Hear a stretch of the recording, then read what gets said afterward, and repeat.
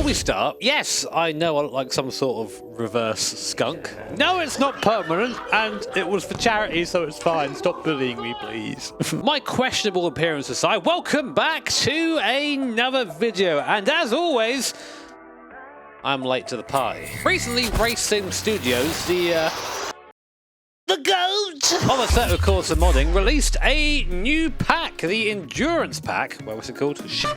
Wait, double take. Yo, I was almost right. It's the RSS Classic Endurance Pack 1, which has to be more in the future, maybe, which includes 3 awesome cars. The totally not Nissan R390, the totally not Ferrari 333 SP, and the totally not Toyota GT1, otherwise known as the TS020. Now, if you're like me and of a certain age, you'll remember a couple of these cars back from Gran Turismo, which is where I first laid eyes on the Nissan and Toyota. And ever since then, I've always wanted at least one of these cars to appear in, a proper full-fledged sim. So now that Race Sim Studio have done that, I can die in peace, but I'm going to make a video about it first. So we're going to jump into one of these beasts and take it for a race around the Nürburgring GP circuit, including some other cars that aren't actually part of this endurance pack, just to get a little feel of what it was like to drive one of these awesome late 90s prototypes. So we're now sitting pretty much where young me would have dreamed to have been, inside a Toyota GT1. Little known fact, by the way, Dory himself, Keiji Tsuchiya, actually raced in this car, so I'm basically as cool as him now. Which leads me to a fun little regulation that this car had for any cars taking part in Le Mans, that they had to have a suitable looking road car, so there was a road car version of this, which looks like this, and also that you must have space to fit a piece of luggage. It was just an arbitrary luggage size picked by the FIA at the time, and the Toyota engineers argued that this did have space for luggage in it, just inside the fuel tank. Lo and behold, the bit of luggage would fit inside the fuel tank, so Toyota snuck around that regulation. Toyota and loopholes, am I right? Anyway, you're not here for that. You're here to watch me drive this car in a mediocre fashion around a Nürburgring GP circuit. So, we're doing a standing start. This car was not meant to do this. Sequential gearbox to the right of us. Oh, it's the saddest start of all time. Traction control kicking in a bit there. But away we go. Up through the gears, up to 5th. There's another one to the right of us there. Going down towards T1. Oh dear, oh dear, oh dear, oh dear, oh dear. Heck. Completely misjudged that other car coming over there, looking out to the right-hand side, making sure I'm not driving off the circuit anymore. Got away with that, just about. Only just so. Nice, easy for here to check my mirrors, making sure I'm going to get rammed off the road. Past one of the Nissans there on the left. He's still there. He's going to still be there. And this right-hand side, giving him room to the inside. He comes back out. Nice, okay. Survived that. A couple of CLRs in front as well. Pretty cool to see those on the same circuit. Not part of the RSS mod pack, but cars that I think kind of fit with this one. The thing you'll notice straight away in this car, I mean, we're still waiting for the tyres to come up, but not up a temperature just yet, not up a pressure just yet. But this car is a proper old school prototype, and it means that it's grippy, for sure. It's quick in the fast stuff, but it isn't planted. It moves around, it has movement to it. For the Schumacher S, backing off the back of the car in front a little bit. Never at any point you feel like you drive this car with your fingertips. You wrestle it. Trying to touch the CLR. I'm being very kind to the AI today. Usually I just send them off the road. Oh! Come on, mate. Fine, drag race it is. This is a f***ing cool view on the outside going into the chicane. Is he going to come across? I have to concede the room there. He's always going to just dive in. Come on, V8. Twin turbocharged V8 in this car gives us roughly 600 horsepower or so. We tuck in behind the Merc in front. Shift gear for a second. The gearing not really designed for this sort of circuit around him. Off on him on a little bit of contact on the way by, but it's a friendly nudge, a friendly kiss, and we're past the first of the CLRs only just so. My God, I got to say, I love this this endurance pack. And just as is always tradition with the RSS guys, no detail is left unnoticed or unadded. I mean, look at this cockpit. So damn cool. I love that you just see this massive wheel arches there. You get an idea of how low you are. You can see the wheels just about jutting out there outside the windscreen, the cockpit. Really cool to watch. Up behind now, the CLR once again, the second of them. Gonna look to the inside. No, not quite.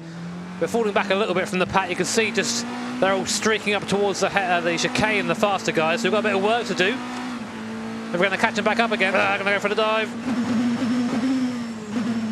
Oh, just about stopped it. Where is he? He's still there. Oh, he's driven into the side of me. Come on, mate. I gave your friend room the other lap. AI angry. I've got damage off. just because AI do like to send it, but I do have tyre wear and fuel usage and whatnot on, so the car is going to change throughout this race, right in the draft. But as close as I can get. You can see the CLR's got a little bit more room in a straight line, but don't show it a mild bump. That motherfucker will take off. Although this car, I think the Toyota suffered one of the incidents at Le Mans, because this car never won at Le Mans. I don't think any of them ever even did well at Le Mans, to be honest. One year, I think it was Yukio Katayama, had a massive blowout going down the Mulsanne straight. Can you imagine that, doing 200 mile an hour and your rear tyre just lets go? Now, I've got a little warning light on there. I wonder what that's for. Hope it's not fuel or anything, but something's on. I'll investigate that as we go, but we'll keep driving. We'll ignore it, we'll do the race driver thing.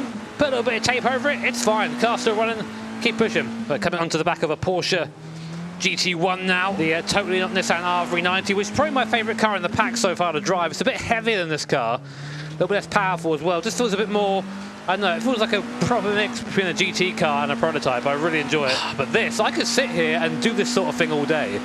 I know, recently I've found myself driving a lot just on my own and not filming it. And this is sort of my ideal combination right now. Some sort of old prototype / GT around an awesome circuit like Nürburgring GP. I really like this track. Some people don't. I think it's awesome. And we're now on the back of this, what is now a 4-car train. See if we can find a way around. We'll try a bit of a later apex here. I just nibbled the curb, don't want to do that. The car does have ABS and traction control, which is nice. It means you can really launch it into some of the corners. But you do get a bit confident like that. It's not a modern car. It doesn't slow down the same way. And this is what something Assetto Corsa does so well. Is the cars move around on the tyre. They aren't stationary. It isn't like one turn in, one turn out. You can really feel the car is alive underneath you. And this sort of car really highlights that.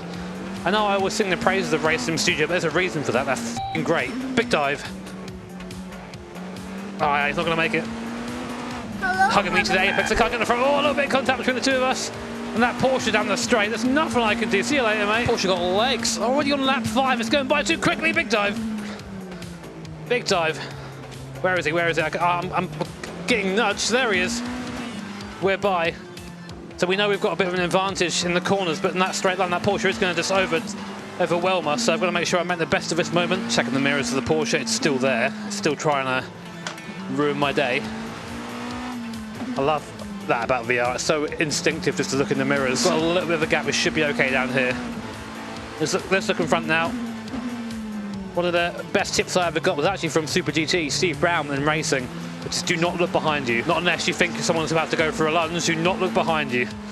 Focus on what you're doing. Right, well, who's got the legs in a straight line? Toyota versus Nissan. Now, I know I've got a bit more power.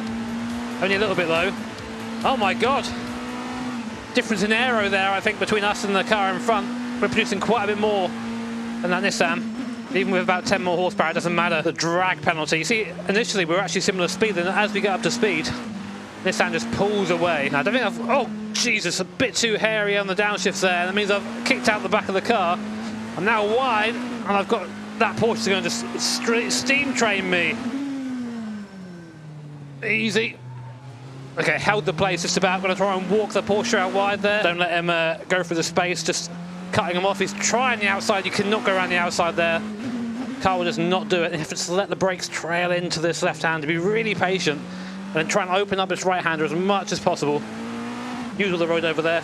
No one's watching. What an awesome race this is. And even just against AI, you can really get into driving this thing. The sun's sort of going down as well. It feels like this car is properly at home here. Bit of understeer getting picked up now. As the stint goes on, I think maybe I've heated the front tyres a little bit. And I tries a bit of his curb and entry. Then tip the car in. Really nice, really nice. Continue, continue. Oh, that's a really nice exit. Oh, he pushed me out wide, but f it. Oh, I had no choice but to take the runoff there. Nissan's still there on the left as well. Mate, this is a banging race. Where is he? There he is. Again, I know I've not got the speed in the straight line here, so I'm going to just defend the line. Nissan's over the curve. What's he doing? First gear for here. I'm going to cut this first one and try and straight line the second. Right, okay, now onto the back of a CLR. I've got no idea what place I'm in. No idea. I know we're not fighting for the lead. I know there are cars up front, so it's about as far as I can go. We are coming on to the penultimate lap now, so 2 laps to go. I might try a fast run through here. No, not quite. It's one of my favourite moves in the Audi, in the R18 back in the day, was to get a good run out of there and just lunge into this right-hander. Problem is now, the Porsche's got past as well in the background, and that Porsche is fast, really fast down the hill. He's going for a move, I think. He is there. I just got f***ing done dirty by that AI there. Oh my god. What happens when you get stuck behind someone? You have to then start looking behind you as well. Quick on the exit. Merc is slow on the exit. Do I dare? Oh, surprisingly, he turns in. There's contact. That was a gamer move. He's still up in the moment. To be fair, that guy just did not... AI just ignored the fact I was there. Now I find myself back behind the Porsche, but in the same position. I don't know if I'm going to be able to catch that Porsche. We'll give it a red hot go, though. This is for like 7th place or something, but I don't really give a shit. I'm just enjoying being in the moment. And it's just a testament to the guys at Race Sim Studio. This is better than like first-party content. It's better than developer content. And it's stuff like this that's kept this game alive and honestly thriving in 2022. And I can't wait to see what 2023 brings for Assetto Corsa. It just keeps getting better. I remember when this game came out. I remember playing it for the first time. It's almost unrecognizable from that game. But the base is still there and it's still good. And, you know, the more I drive in real life, the more I think this game, the way this car handles in mid-corner, is the most similar to what I'd have driven with in real life. The way the car moves around,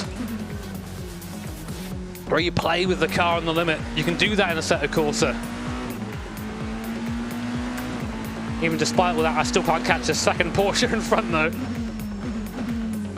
It's got a bit too much speed on me on the straights.